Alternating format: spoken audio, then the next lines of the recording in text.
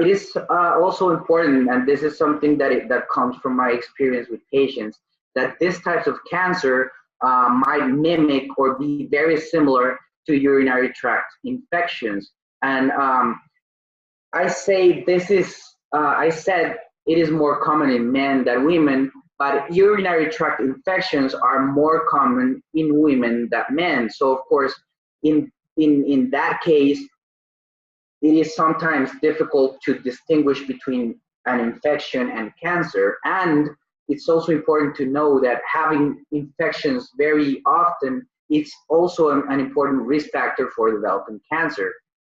Um, they're similar because they both produce urgency, like you need to pee right now or you might not hold it in. It produces pelvic pain or abdominal pain. It produces the same blood in urine, which I said is not always visible just with your eyes. It produces the same burning, but the big difference, of course, is that when we do tests in the urine, we will not see bacteria growing.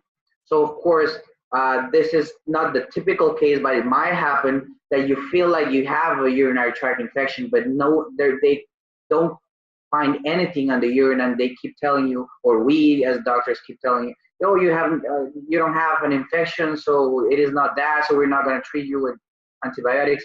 So maybe after a while, because this might happen and actually be nothing, but if this keeps happening, maybe it's a good time for you to visit a urologist and see if maybe there's something else going on.